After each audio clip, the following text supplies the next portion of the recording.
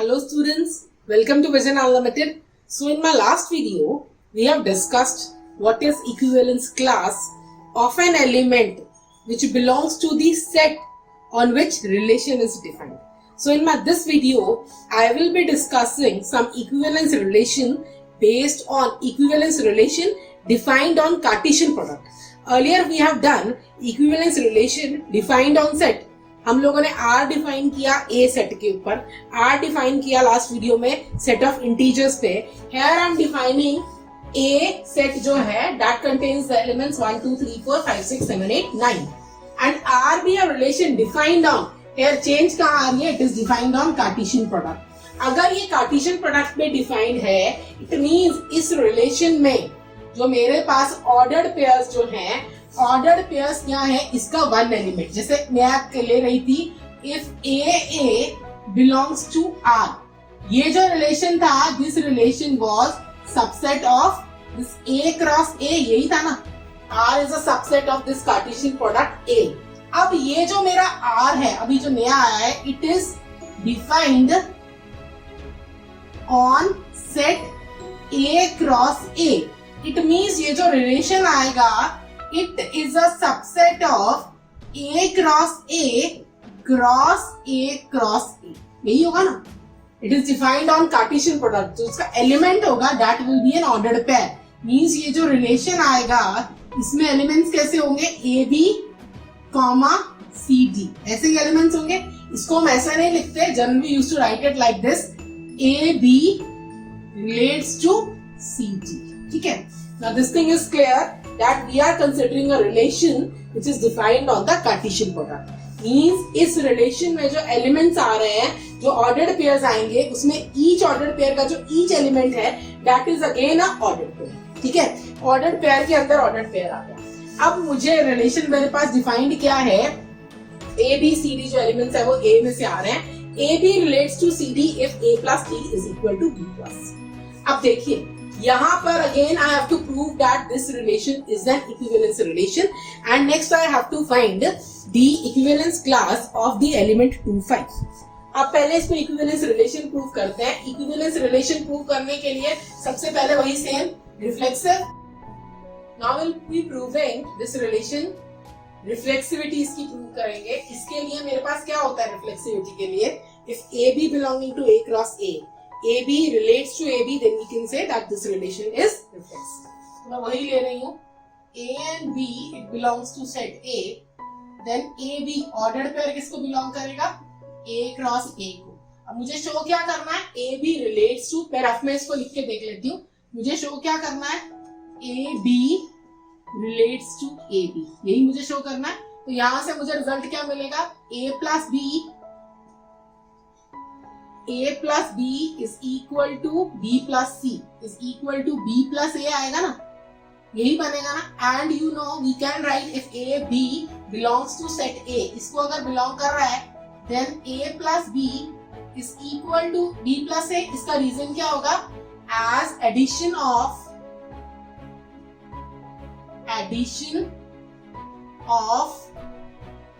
natural numbers is commutative. So you can say we can write AB is equal to B plus A. This means ये हमने यहाँ पे rough में लिखा. This implies AB relates to AB and hence you can say relation is reflexive. अब हम बात कर लेते हैं symmetry की. Symmetry में क्या आएगा? A, B, C and D belonging to set A. If you are considering two ordered pairs A, B and C, D belonging to A cross A, two ordered pairs आपने लिए. It is given that AB it relates to CD.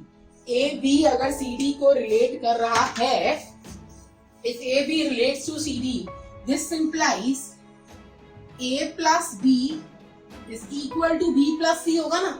ठीक है. अब मुझे proof क्या करना है? पहले मैं वो लिख लेती हूँ. अल्टीमेटली मुझे प्रूफ क्या करना है? CD it relates to AB. यही प्रूफ करना है ना मुझे. इसका मेरे पास रिजल्ट क्या होगा? C plus B is equal to D plus A. अब आप देखिए यहाँ से रिजल्ट कैसे बनेगा। यहाँ पर again you know that addition of natural numbers is commutative, so I can write this d a plus d as b plus a is equal to c plus d। लिख सकते हैं ना। And also you can write, इसको आप interchange भी कर सकते हैं, c plus b is equal to d plus a। ये किसकी कंडीशन थी? c की ना। This implies cd relates to ab, hence it is symmetric। Symmetric हो गया मेरा। अब लास्ट प्रॉपर्टी मेरी बचती है ट्रांजिटिव। Let's prove that। उसके लिए मुझे क्या करना पड़ेगा? AB, CD and EF belonging to A cross A। अगर ये इसको बिलोंग कर रहा है, if AB relates to CD and CD relates to EF, AB relates to CD and CD relates to EF, तो मेरे पास क्या बनेगा? AB relates to CD है, तो इसकी कंडीशन क्या बनेगी? A plus D is equal to B plus C, और इसकी कंडीशन क्या आएगी? And C plus F is equal to B plus C। Let us number this condition as 1 and this condition as 2। अब हम rough में देख लेते हैं। यहाँ पर मुझे अल्टीमेटली प्रूव क्या करना है? In order to prove this relation to be transitive, what I have to prove? मुझे प्रूव क्या करना है? That AB relates to EF। Graph में मैं लिख रही हूँ, if AB relates to EF, तो मेरे पास कंडीशन क्या बनेगी? A plus F is equal to B plus C। यही कंडीशन बनेगी। Means I have to solve these two equations in order to get this condition। देखिए मुझे कैसे मिलेगा? A मुझे लेफ्ट हैंड साइड से मिल रहा है, F भी मुझे लेफ्ट हैंड साइड से मिल रहा है। So let's add these two equations। इन दोनों को ऐड कर लेते हैं। 1 plus 2, मेरे पास क्या आएगा? वर्टिकली ऐड करना है। A plus D plus C plus F। What will come in right hand side? B plus C plus D plus E। Now you can see this D will get cancelled out with this D and C with this. What you are left with? A plus F is equal to B plus E। It means you can say that AB relates to EF। Therefore, this relation is transitive also। Now we have proved this relation is reflexive, symmetric and transitive. It means this relation is an equivalence relation। Now we'll be finding equivalence class of the element 2, 5। Let's start।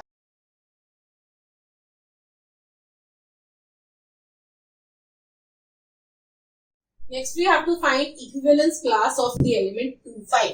इसको हम कैसे define करेंगे? 2, 5 is equal to x, y। Ordered pairs होंगे set के elements, ordered pairs such that ये x और y किसमें से आएगा? A में से। ये बात तो क्लियर है। x and y belongs to set A और रिलेशन क्या होगा? 2xy relates to 2, 5। क्या बनेगा? xy relates to 2, 5। क्या कंडीशन बनेगी? And x plus 5 is equal to 2 plus 1। यही कंडीशन बनेगी। अब हम इसके एलिमेंट्स ढूंढ लेते हैं, कौन से एलिमेंट्स इसको सेटिस्फाई करेंगे। 2, 5 की इक्विवेलेंस क्लास क्या हो जाएगी? Let's write the elements now. मुझे इस कंडीशन को सेटिस्फाई करना है। देखिए कौन सा एलिमेंट करेगा। If I put 1 here, x की जगह 1 लगाऊं और y की जगह क्या आएगा? x1 मींस ये 6 आएगा, तो यहाँ पे क्या आएगा? 4। तो मींस फर्स्ट एलिमेंट मुझे क्या मिल गया? 4। अब now I'm replacing x by 2। 5 plus 2 7 and here you will get 5। तो ये आएगा 2 और 5। Next is 3। 3 and 5 is 8। So here you will get 4। Next will be 4 plus 5। 4 आ गया यहाँ पे। 4 plus 5 is 9। So here you will get 4, 7। Next is 5। 10 नहीं हो पाएगा ना। 5 अगर इधर आएगा 5 तो इधर मेरे पास क्या आएगा? 8। Next element will be 6 के कॉरेस्पॉन्डिंग क्या आएगा?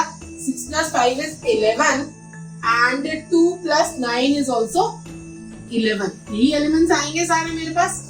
और कोई एलिमेंट आएगा इसकी जगह? 7 अगर मैं लूंगी तो 7, 8, 9, 10, 11, 12, 7 और उधर 10 तो वो नहीं बनेगा मेरे से. ठीक है. So all these elements will be there in equivalence class of 2, 5. So in the next video I will be continuing with inverse function.